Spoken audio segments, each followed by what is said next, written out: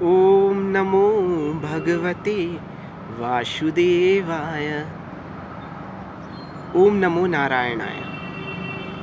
Today I will be talking about the most powerful Vishnu mantra that is mentioned in Srimad Bhagavad Gita. The mantra is Om Namo Bhagavate Vasudevaya.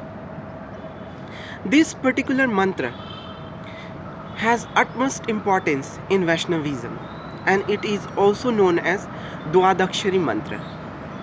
Why? Because it has 12 syllables and is dedicated to Lord Vishnu and also to please Lord Krishna. Now there are two traditions. The first one is Puranic and the second one is Tantric. So according to Puranic tradition, the Rishi of the mantra is Narad, and according to Tantric tradition, the Rishi of the mantra is Prajapati. Now the similarity of both the Rishis are that the mantra is used to take utmost benefit from Lord Vishnu.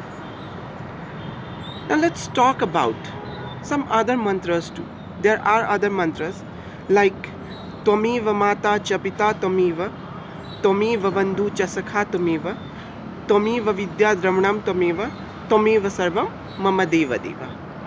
And also there is Roop Pujan mantra of Sri Vishnu, that is Shantakaram Bhujasainam Padmanabham Suresham Vishwadharam Gagana Sadrisham Meghavarnam Subhangam Lakshmi Kantam Kamalanayanam Yogi Vidyanagambhyam Vande Vishnu Bhavayari Sarva Lokaikanatha. So these are few mantras, but the simplest one is Om Namo Bhagavate Vasudevaya.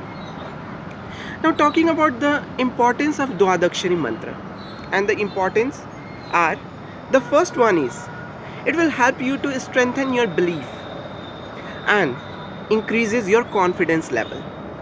The second one is it acts as a protective shield for any of the problem that you face in the life. The third one is it also act as moksha mantra, that is it will take you towards the right path. Now let's talk about how to chant mantra. So it's simple that how should we chant mantra. The first one is we should clean ourselves and then sit on asan or wooden plank to recite the mantra. The benefits of the mantra can be taken on Ekadashi or Thursdays. Thursday is devoted to Sri Vishnu.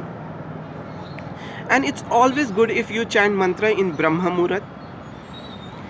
The fourth one is we should make sure that we use Tulsi Mala, or if not, then Neem Mala to chant the mantra.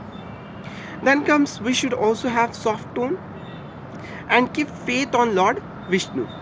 And yes, while chanting mantra, you can offer yellow flowers or yellow fruit to Lord Vishnu.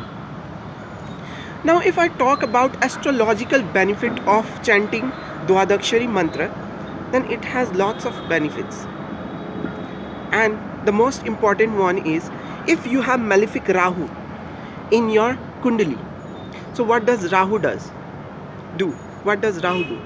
Rahu actually affects your career, your family life, your social life and all. So if you have malefic Rahu, then you can chant this Dwadakshari mantra for 108 times. And if it's difficult for you to chant 108 times, then you can also chant the mantra for 9 times, 11 times or 51 times. It all depends on the trust that you have upon Lord Vishnu. So thank you everyone for watching this video, and please let me know if you have any questions related with any of the mantra in the comment section. Thank you.